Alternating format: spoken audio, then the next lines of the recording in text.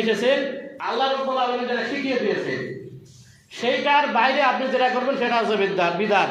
আর এটা যখন আপনি করবেন আপনার আমল নষ্ট হয়ে যাবে। আপনি ইসলাম থেকে বাতিল হবেন তা নয়, আপনার ভালো আমলটাও নষ্ট হয়ে যাবে। দেখা যাচ্ছে আপনি ভালো মনে করে আমল করতেছেন, আমলটা আপনার থাকবে না। তো বলছিলাম আদম সন্তানের সকল কর্ম তার জন্য, একমাত্র ব্যতিক্রম হলো সিয়াম। তা শুধু আমার জন্য, আমি তারই প্রতিদান দিব। সিয়াম হলো ঢাল, একটা একটা করে পয়েন্ট রয়েছে। সিয়াম হলো ঢাল। আপনি একজন মানুষ জাহান্নাম থেকে মুক্তি পাবে, সিয়াম হলো ঢাল। মানুষ যখন যুদ্ধে বা যারা যুদ্ধ করতে যায়, যুদ্ধে করার সময় যে ঢাল রাখে নিজেকে আত্মরক্ষার জন্য, আর সিয়াম এমন একটি ইবাদত, এটা আপনার ঢালের মতো কাজ করবে। এরপরে তোমাদের কেউ যদি দিনে সিয়াম পালন করবে, সে যেন অশ্লীল অহেতুক কথাবার্তা থেকে বিরত থাকে। মহান রব্বুল আলামিন বলতেছেন, মহান রব্বুল আলামিন বলতেছে, বাচ্চারা অসুস্থ নাকি? তো না হয় উঠাই যাবে, সুস্থ হয় উঠাই যাবে। তো বলতেছে যে তোমরা যদি কেউ সিয়াম থাকে, রোজা রাখো, তাহলে তোমরা অহেতুক, এখানে আপনাদেরকে এখন বলতেছি ভালো করে, আপনি সিয়াম আছেন মনে করেন, আপনার খুব ইচ্ছা সেদিন সামান্য একটা কিছু বিষয় নিয়ে একেবারে লাগে গেলেন পুরা ঝগড়া বা পুরা একেবারে মারামারি পর্যন্ত, যা আছে মুখর ইংলিশ বাংলা সব প্রয়োগ করলেন, আপনার সিয়াম বাতিল হবে। আপনি সিয়াম আছেন বা রোজা আছেন, এই মোবাইলটা কাছেই আছে না, দেখো টানছি, শেষ আপনার। খালি ক্ষুধার্ত থাকা হবে। আপনি রোজা আছেন, আপনি রোজা আছেন, যাই মিথ্যা কথা বলতেছেন, কোথাও যায়, শেষ আপনার। মানে আপনার শুধু ওই না খায় থাকা। আল্লাহ রাসূল মুহাম্মদ সাল্লাল্লাহু আলাইহি ওয়াসাল্লাম বলতেছেন, ওই ব্যক্তির পানাহার থেকে বিরত থাকার কোনো প্রয়োজন নাই যে ব্যক্তি চুগলখড়ি, মিথ্যা কথা, অশ্লীল কাজ, এ জাতীয় যত প্রকার মানে নিষেধাজ্ঞামূলক যে কাজগুলো আছে, এগুলো থেকে বিরত থাকতে পারে না। এই ব্যক্তির ওই না খায় থাকার কোনো প্রয়োজন নাই, বলে নাউজুবিল্লাহ। ওই ব্যক্তির না খায় থাকার কোনো ব্যাপার, কারো জমির আল খেলা, এর ক্ষতি করা, কারোভাবে কী ক্ষতি করবে, এ জাতীয় যে কাজগুলো ইসলাম বিরোধী, যেগুলো ইসলামের সাথে সামঞ্জস্য নয়, সেই কাজগুলো করা একেবারেই নিষেধ। ওই ব্যক্তি শুধু থাকা হবে, আবার ওই যে আপনার না খায় থাকা হবে। এক ব্যক্তি আমাকে প্রশ্ন করেছে, তো বলতেছে যে তারাবির সালাত এটা কি ফরজ না না আদায় করলে হবে? এখন ইউটিউব হয়েছে, ইউটিউবে সার্চে একটু পাইছে, তো বলতেছে তারাবির সালাত তেমন গুরুত্ব নয়। মানে ওনাকে প্রশ্ন করছে, আর বড় বড় যারা স্কলার আছে তারা প্রশ্ন করছে, উত্তর না দিয়ে তার উপায় নেই। আমি সারা বছর ইবাদত করি না, বোঝেন পয়েন্টটা এখানে রাখতেছি, আমি সারাটা বছর ইবাদত করি না। তো একটা মাস মহান রব্বুল আলামিন শয়তানকে বান্দায় রেখে আমার সুযোগ দিলেন, যাতে করে এই যে সারাটা বছর যত অন্যায় করেছি এগুলো থেকে অন্তত মুক্ত হয়ে আবার এই 11 মাস যেন আমার তাকওয়া অর্জন করতে পারি। এই যে বলছিলাম তাকওয়া অর্জন করতে পারি, যে আজকে তেলাওয়াত করেছিলাম। তো এখন আমার চিন্তা, এখন সুযোগ খুঁজে বেড়াচ্ছি আমরা তো কামের লোক, সারাদিন ধ্যান চলায়, সারাদিন বিভিন্ন কাজ করে, কেউ নামাজ না পড়লে হবে না, তারাবির সালাত, তাহলে তারাবির সালাত আদায় না করলে হবে এমন বিষয় না, করতে হবে। কিন্তু এখানে একটা বিষয় আছে, আপনি সারাটা বছর ইবাদত করেন, আল্লাহ আপনাকে সুযোগ দিয়েছেন বাঁচার জন্য, এখান থেকেও বাঁচ করতেছেন আল্লাহ আপনাকে বাঁচার জন্য, আপনি নিজে বাঁচেন এই জন্য।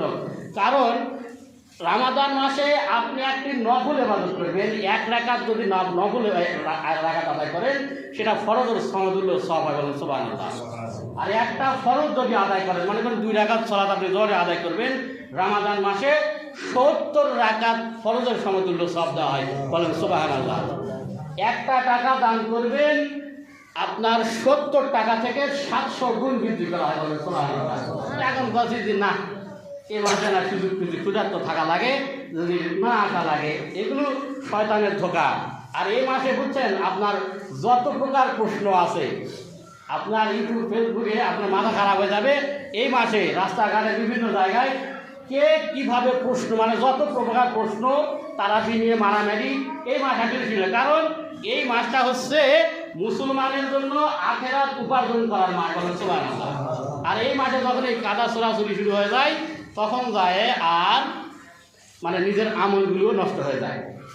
তো বলছিলাম মুহাম্মদের জীবন যার হাতে তার শপথ, সিয়ামরত ব্যক্তির মুখের গন্ধ আল্লাহ রাব্বুল আলামিনের কাছে মেশকের সুগন্ধির চেয়েও প্রিয়, বলেন সুবহানাল্লাহ। আপনাকে একদম বলবেই, এই যে আমি কথা বলতেছি, দেখা যাচ্ছে আপনি আর আমি একজন ব্যক্তি যখন মুখটা দুর্গন্ধ হয় তখন ওই ব্যক্তি যদি সামনে কথা কয় তখন কেমন লাগে?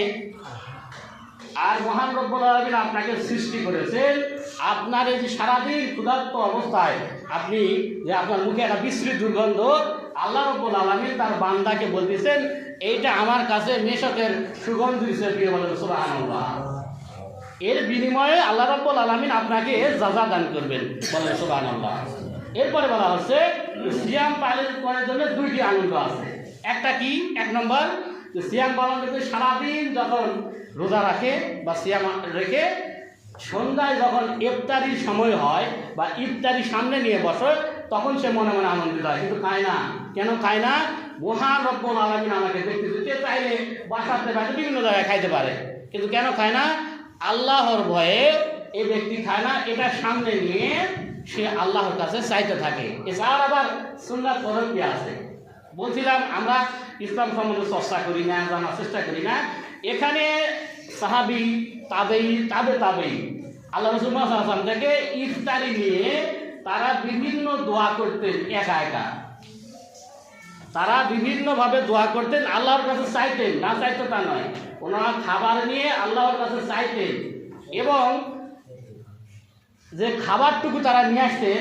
এর আগে আমাদের একটা সিস্টেম ছিল না, এখানে ছিল কিনা আমি জানি না, আমাদের মসজিদে ছিল বা আমি দেখছি যে বাড়ির থেকে খাবার নিয়ে আসছে আমার বাপ চাচা, আমি আমার আব্বার সাথে যাইতাম রমাদান মাসে, বাড়ির থেকে প্লেটে করে খাবার নিয়ে আসছে, নিয়ে আসে ওই এক জায়গায় রাখা হতো খাবারটা রেখে ওটার একটা এই মাখা দেওয়া হতো, দিয়ে মানে বন্টন করা হতো। এতে করে কী হতো? সবাই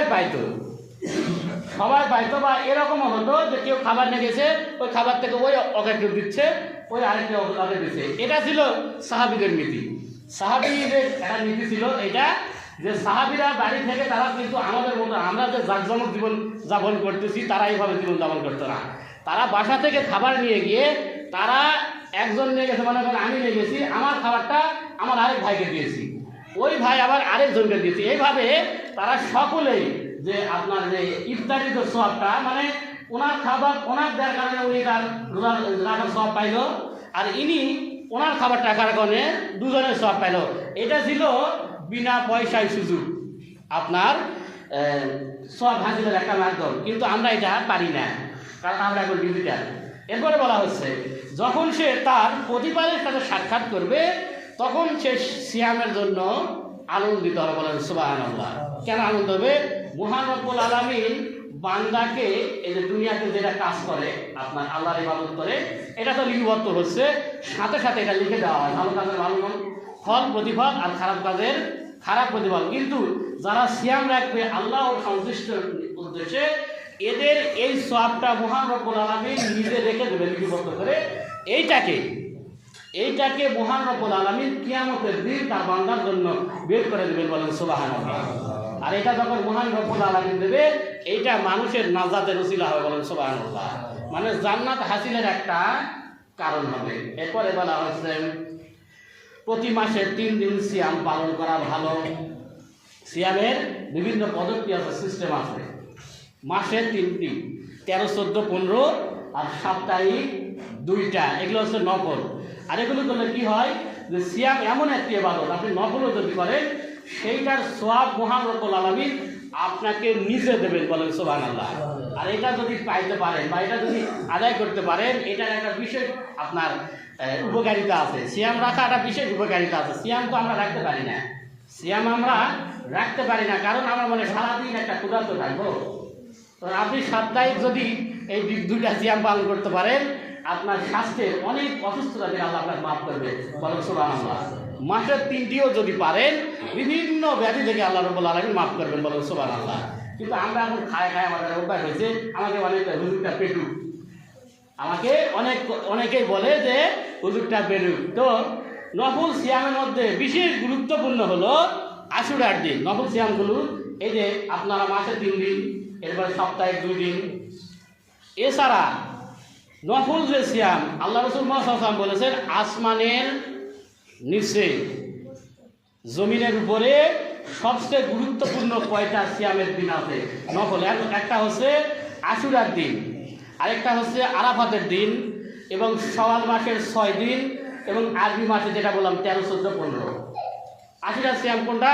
আল্লাহ রাসূল মুহাম্মদ সাল্লাল্লাহু আলাইহি ওয়াসাল্লাম যখন আপনার মদিনাতে প্রথম হিজরত করে আসলেন, তো দেখলেন ইহুদি খ্রিস্টানগুলো আপনার এই যে আপনার আশুরার দিনটা হচ্ছে মুসা আলাইহিস সালাম যখন আপনার এই যে বনী ইসরাইল জাতি থেকে পলায়ন করে সমুদ্র পার হচ্ছিলেন, এই সময় পার হয়ে আসছিলেন আর তাদেরকে ডুবাই দেওয়া হয়েছিল। এই ডুবিয়ে দেওয়ার কারণে শুকরিয়া স্বরূপ মুসা আলাইহিস সালাম এই দিনে সিয়াম পালন করতেন, আর এইটাই হচ্ছে আশুরা সিয়াম। বলেন সুবহানাল্লাহ।